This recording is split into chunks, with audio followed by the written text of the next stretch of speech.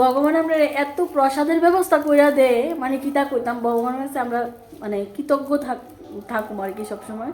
আর এটা আমরা যে প্রসাদ ভালো পাই এলিগেই মনে হয় ঠাকুর আমরা এমনভাবে মানে প্রসাদের ব্যবস্থা করে দেয়, ঠিক নি মৌসুমীদি?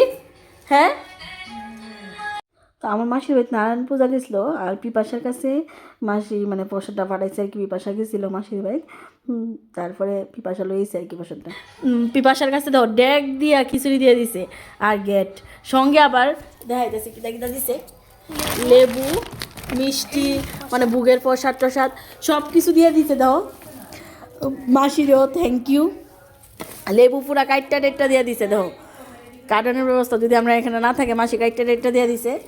আর মাসি জানে আমি খিচুড়ি একটু বেশি বালা পাই, তো মাসি আমার ফোন করে গেছিলো তোরা কতজন আসছ, আমি কইছি আচ্ছা দিয়া দিও।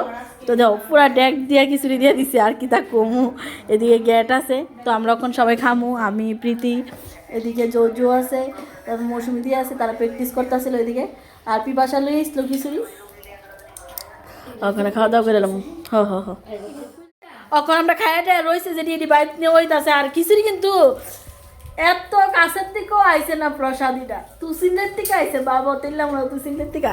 কি গো কি তা মনে করতেছ?